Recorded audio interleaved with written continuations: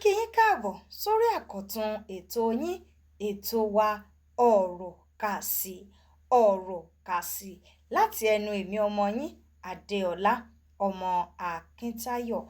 Lórí ètò yín lónìí níbi tá ó ti máa gbé àwọn ọ̀rọ̀ tó dàbí ẹni wípé wọ́n ti ń kásẹ̀ ńlẹ̀ àti àwọn tá à ń pè wọ́n ní òde òní pẹ̀lú èdè Gẹ̀ẹ́sì wọn òun ni a ó gbé yẹ̀wò lónìí. Ọ̀rọ̀ àkọ́kọ́ tí a ó máa gbé yẹ̀wò ni ìdó. Ìdó, kí ni wọ́n ń pè ní ìdó? Ọ̀pá iṣu, ọ̀pá tí iṣu máa ń lọ́ mọ́. Ẹni tó bá ti dé oko rí, ẹ rí i pé tí iṣu bá ti ń hù, wọ́n máa ń ṣe ọ̀pá fún un tí iṣu yẹn máa rí lọ́mọ, wọ́n máa lọ́mọ kó lè ṣe kí ni o, kó lè máa hù lọ. Òun ni wọ́n ń pè ní kí ni o, ìdó, ọ̀pá iṣu. Ọ̀rọ̀ mìíràn tí a tún máa gbé yẹ̀wò ni èbútú. Èbútú. Kí ni èbútú? Eruku, eruku, dust, eruku, dust. Ní ìgbà kan, torí ní ọ̀pọ̀lọpọ̀ àwọn ilé ẹ̀kọ́ jẹ́lé-òsinmi ní òde òní, a kò fi gbogbo ara sí èbútú mọ́.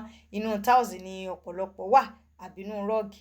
Ṣùgbọ́n ní àtijọ́ àbí nígbà tí àwa wà ní kékeré, téèyàn bá mú ọmọ lọ sí jẹ́lé-òsinmi, nígbà tí ó bá fi padà dé, bí ó ṣe rí, torí ó ṣe kí ni o, yóò ti pòórá mọ́ èbútú dáadáa.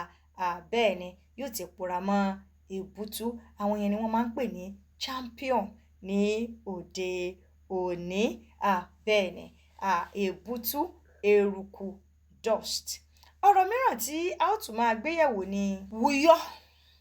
Tí wọ́n bá sọ pé èèyàn wuyọ́, ó túmọ̀ sí pé ó fọ ọwọ́, ó fẹ́ jẹun, ó fẹ́ jẹun, ó fẹ́ jẹ ọ̀wẹ́, ó fẹ́ jẹ òkèlè. Bẹ́ẹ̀ ni, ó wuyọ́, ó fọwọ́. You wash your hand. You wash your hand.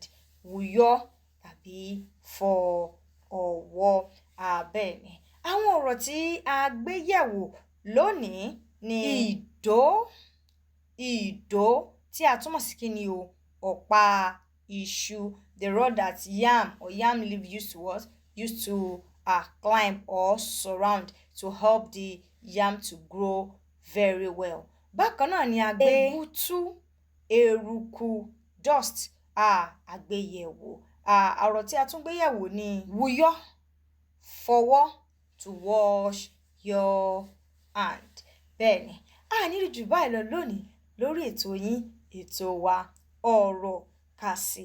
Ẹ bá mi kọ́mẹ́ǹtì sọ́ndà fọ́nrán yìí, ẹ kọ́mẹ́ǹtì síbẹ̀. Ní tí ẹ bá rí kọ́, ẹ kọ́mẹ́ǹtì síbẹ̀. Nǹkan tí ẹ bá tún rò pé a lè fi kún, ẹ kọ́mẹ́ǹtì síbẹ̀.